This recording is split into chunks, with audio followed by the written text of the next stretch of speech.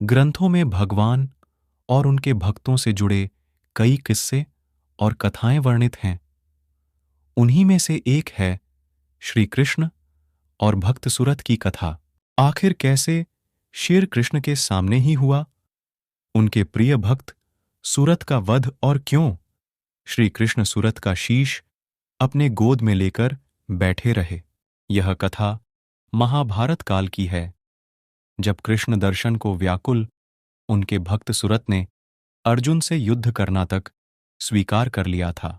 हालांकि श्री कृष्ण ने इस युद्ध को रोकने का बहुत प्रयास किया था, लेकिन सुरथ की भक्ति के आगे श्री कृष्ण भी हार मान गए थे। दरअसल हुआ यूं कि महाभारत युद्ध के बाद जब युधिष्ठिर ने अश्वमेध यज्ञ करने के बाद यज्ञ का घोड़ा भ्रमण के लिए छोड़ा, तब चंपकपुरी के राजा हंसध्वज और उनके बेटे सुरथ ने श्री कृष्ण के दर्शनों की लालसा से अश्वमेध के घोड़े को पकड़ लिया।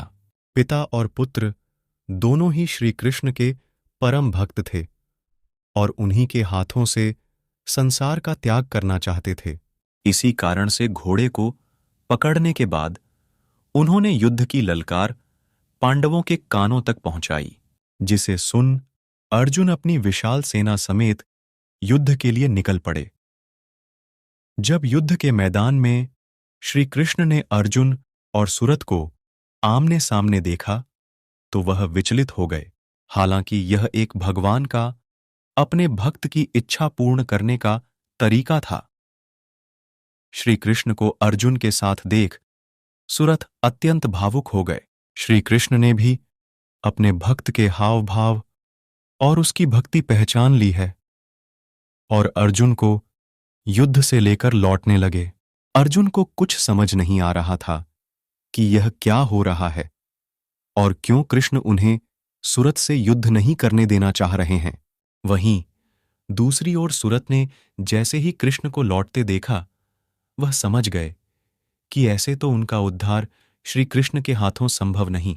लिहाजा उन्होंने अर्जुन का बहुत देर तक और बहुत दूर तक पीछा किया और अर्जुन को युद्ध के लिए ललकार सुन अर्जुन रोक न सके। खुद को और भीषण युद्ध आरंभ हुआ, जिसके बाद अर्जुन ने सुरथ का शीश धड़ से अलग कर दिया। मरते समय सुरथ ने कृष्ण को प्रणाम किया और कहा कि प्रभु, मैं भाग्यशाली हूं जो आपके सामने मृत्यु को प्राप्त हो रहा हूं।